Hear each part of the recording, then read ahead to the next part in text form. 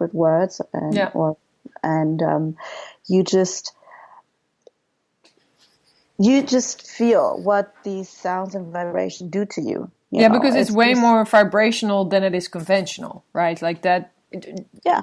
Because that's also something that I wonder if you agree with me when I teach students, or when we talk about kirtan, or or when we chant in class, I always say chanting is not singing, because I have some singing training in my life, and I feel that when I'm singing, it's completely different than when I'm chanting, because chanting is really, you're having a conversation with a higher self, I feel.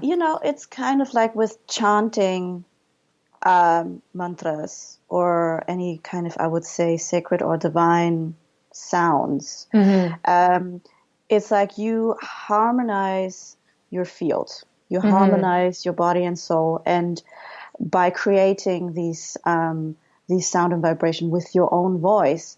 And so it's basically when our body is in disharmony or disenchantment or disenchanted, it's kind of like you want to enchant your body by chanting. Yeah, right? just tuning, isn't it? You're tuning. Yeah. You tuning and you harmonize your body and your field again, and it's kind of like you're bring that magic back. Yeah, totally. Enchant. The bath is back. The bath. And so that's what you actually do with chanting. And I the other day somebody was asking me, so what is the difference between singing and chanting? So why we always talk about in the mantra yoga context or mantras, why do we always talk about or use the word chant? And I think, actually a wonderful British or English vocal coach and author, Jill Purvis, once said that it's really that you enchanting yourself. So you harmonize your field, your body, and you bring back that magic that is... Yeah, it's already inside of you. It's already inside of you. Yeah. No, it's... And I definitely also think that singing sometimes is also... I mean, some singers even sing, a text that was written for them, or, there is not really a relation there. It's just like, okay, I can sing, I have a beautiful voice, and...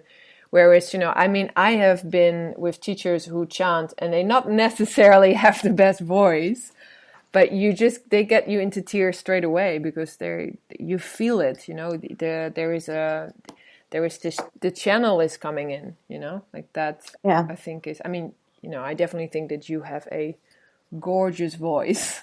Oh, thank you. and also that sometimes it's also really nice to have someone, oh, wow, what a beautiful voice. Like, it's really nice to listen to, but yeah, I think that it is way beyond this kind of, service, it's beyond that. Yeah, I mean, it's beyond the kind of, I would say, superficial perspective of looking. Yeah. And also, I mean, what is beautiful is very, very subjective, I would say. Yeah. So I think within the mantra yoga practice, it's really about you being the instrument and creating that vibration, because we need that resonance within our body, our system and our field. Yeah. And because we have this very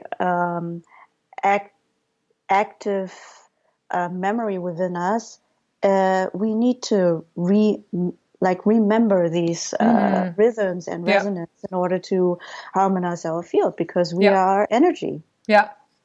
And we completely, I feel, don't you think, like, when we're in this space, this sort of yoga space is, of course, it's easy to tap into it, but we live our daily lives and we get thrown off, right? We get out of that harmony again, or we get out of balance, and kirtan and mantra can help us, right, to get back into that bhav, that beautiful feeling again.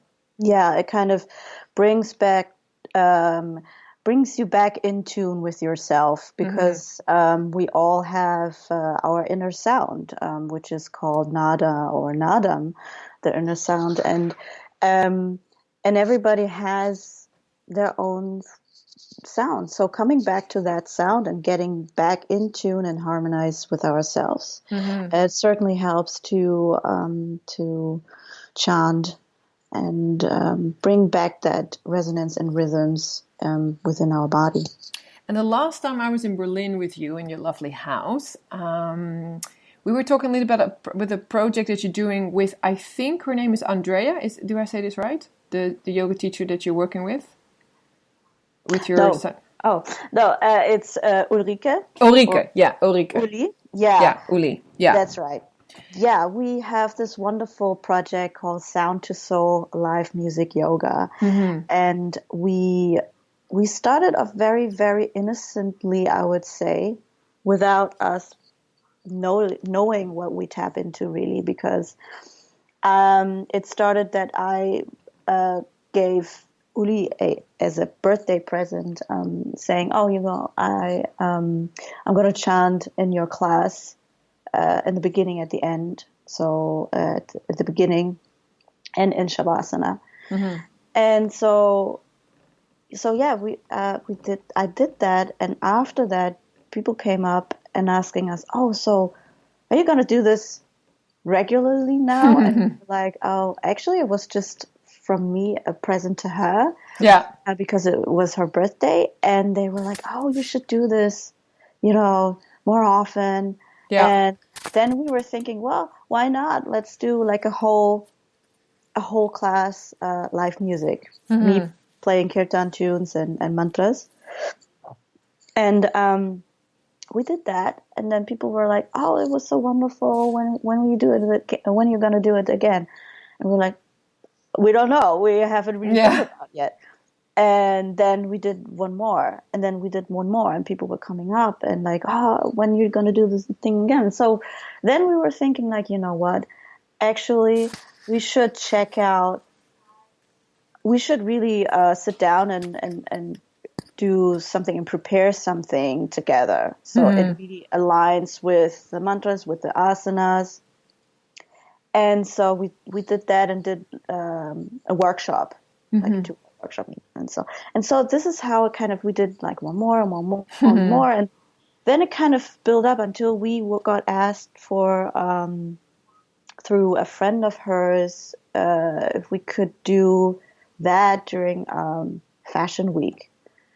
And we're like, well, sure, we'd love to. And he was like, "Okay, so what is your concept? What is your name?" And we're like, Yani and Uli. We're just so not like, "What do you mean?" Like, and he was like, "Well, yeah, I mean, it's so cool, but you should really this is something really special, I believe, and you should maybe you should write down a concept. It would maybe do something, good for the future for you." And I was like, okay. We thought about it and sat with that, and then we decided, okay, let's create a concept. Let's write it down. So we had everything written down. We had a logo and everything, and that was created beautifully by his friend Gustavo. And so we had everything finished. We had a whole concept written down and all that.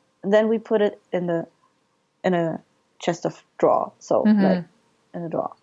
That was sitting there for at least 8-9 months. But we didn't do anything. Yeah. And then at some point, Uli said, "You know what? We really should do something now, because if we don't do it now, we won't do it ever." Yeah. And I said, "Yeah, you're right." So so we came totally official on social media. Yeah, it was so cool. We set up our first event, or we call it experience, so Sound to Soul experience, Christmas and end of, I think, 2017. And that just went off the roof. And after that, we just kind of continue and slowly build up. And now we have annual experiences and retreats and all these kind of things. So. Yeah, super, super, super cool. And it's really what the unique thing, or what I would say is that all the asana and the mantras are really much aligned with each other. So meaning that there is a specific asana or sequence, and that is the mantra with that will be also aligned with or will suit with the asana as well. So they're coexisting in a way, right? They're coexisting, and also we encourage the practitioners to chant along. So the practice is not so much demanding as it would probably see in other classes. So because we really encourage the participants or the practitioners to chant along, because it has a totally different effect. So while you practice the asana and chant, you probably have practiced the asana 100 times or whatever. You have probably chanted that specific mantra 100 times or whatever. But in combination with these two, it is just simply a different experience. Yeah. And because you open your body on the physical level, and then energetically you let the sound and vibration of these mantra into your system, and it just has a really powerful and a really powerful effect. Yeah, of course. No, absolutely. It's it's like while you're practicing, it's that tuning again, like the chakra tuning, where we also use the bija mantras, Yeah. And so we have an amazing sister in Hanover, Jutta, and she hopefully, if everything goes ahead, will do a wonderful event the end of June, even though, of course, now in Corona times, everything is uncertain. But is it you and Uli then going there as well, or are you doing something different for this? Because it's also, the event is also called Sound and Soul, right? Yes, so it has nothing to do with sound to soul, live music yoga, and no, it will be, I'll be solo on this. So what I do is I teach 2 workshops, one mantra yoga workshop, where we go into the mantra as like how to a little bit into Sanskrit, like the very basics, but also what these sound and vibrations have effect on our body and our mind, and kind of find your own voice through chanting. And then I do another workshop that is, I would say, a play shop with harmonium. Super nice. Yeah. Cool. So how actually basics and how to play the mantra, the harmonium, and then how to play a few mantras. Super nice. And so do you teach do you teach people as well? Like, can people, when they listen to this podcast, and like, I want to learn, like, do you teach people online as well? Yes. Or yes, I do. Okay, so they can just contact you and. Yes, I teach how to play harmonium. So, and I do it live and also online. Yeah, great. Doable. So when you live in Berlin, you can come. Well, right now not so much, but soon again, hopefully you can come and see you. And otherwise, but we'll definitely make sure that we'll have that information in our in the notes anyway, so people can contact you. Because I think a lot of times it's. I think it can be, it can be a frightening sort of practice if you don't really, people can sometimes be afraid of the instrument when actually it's just, having a guide like yourself, I think could really help, because it is a beautiful practice and it's a really wonderful thing, So, and I hope that Utah's event will go ahead and people can learn with you. I'm supposed to be the chef there as well, so we'll come together, but. Again, everything is very different, of course, at this time. Yeah, because how do you is mantra and kirtan helping you?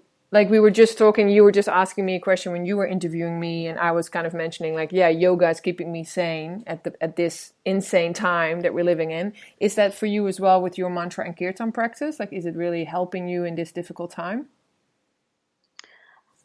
Oh yeah, I would say absolutely it does. For me, it is the mantra practice is certainly something I have integrated into my practice, and it certainly does